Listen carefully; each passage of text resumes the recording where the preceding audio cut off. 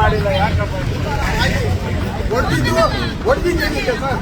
ಈ ಕೈ ಮಾಡೋ ಅಧಿಕಾರ ಯಾರು ಸರ್ ಕೊಟ್ಟಿದ್ದು ಸರ್? ನಿಮಗೆ ಕೈ ಮಾಡೋ ಅಧಿಕಾರ ಯಾರು ಸರ್ ಕೊಟ್ಟಿದ್ದು ಸರ್? 3 ಸಲ ಹೊಡೆದಿದ್ದಾರೆ ಸರ್. ಇಲ್ಲ ಸರ್, 3 ಸಲ ಹೊಡೆದಿದ್ದಾರೆ.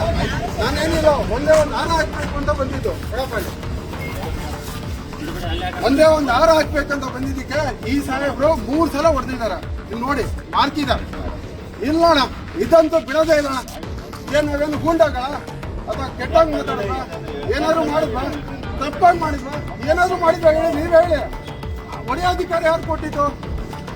ನಿಮ್ಗೆ ಯಾರು ಸರ್ ಕೊಟ್ಟಿದ್ದು ಸರ್? ನಾನೇನು ಕೇಳಿದೆ ಗೊತ್ತಾ ಸರ್? ಒಂದು ಹಾರ ಹಾಕ್ಬಿಟ್ಟು ಬರ್ತೀನಿ ಸರ್. ಅವರಂತೂ ಇಲ್ಲ, ಬೋರ್ಡ್ ಒಂದು ಹಾರ ಹಾಕ್ತೀವಿ ಅಂತ ಕೇಳಿದ್ರೆ ಅಷ್ಟೇನಾ ಸರ್? ನಿನ್ನೆ ಕೇಕ್ ಕಟ್ ಮಾಡಿದ್ದೀವಿ. ಒಂದು ತಪ್ಪು ಮಾಡಿಲ್ಲ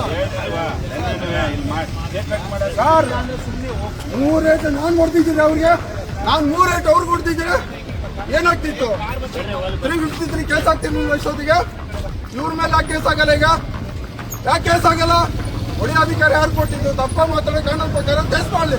ನಾನು ಕೂಡ ನೋಡ್ಕೊಳ್ತೀನಿ. ಜನ ಕಳಿಸಿ. ನನ್ನ ಮೇಲೆ ಹೊಡೆದಿದ್ದಾರೆ ಸರ್. ನನ್ನ ಮೇಲೆ ಅಲ್ಲೇ ಆಗಿದೆ ಸರ್.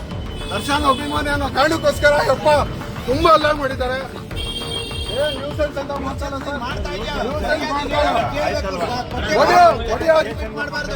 ಹೊಡೆಯೋ ಅಧಿಕಾರ ಕೊಟ್ಟಿದ್ದಾರೆ.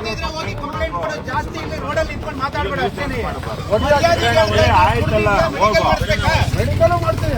ಸುಮ್ಮನೆ ಹೋಗ್ತೀಯ, ಏನ್ ಮಾಡ್ತೀವಿ ಹೇಳಿ? ಕಂಪ್ಲೇಂಟ್ ಕೊಡಿ, ಹೋಗಿ ಸ್ಟೇಷನ್ ಕಂಪ್ಲೇಂಟ್ ಕೊಡಿ. ಇಲ್ಲಿ ನ್ಯೂಸೆನ್ಸ್ ಮಾಡಬೇಡ. ಇಲ್ಲ ಅಷ್ಟೇನೆ, ಹೋಗಿ ಸ್ಟೇಷನ್ ಅಲ್ಲಿ ಹೊಡೆದಿದ್ದಾರಲ್ವಾ, ಕಂಪ್ಲೇಂಟ್ ಮಾಡೋದು ನೀವು ಹೋಗಿ. ಅಲ್ಲ ಸರ್, ಮಾಡಿ ನೀನು ಪಬ್ಲಿಕರ್ ಹೊಡೆಯೋ ಅಧಿಕಾರ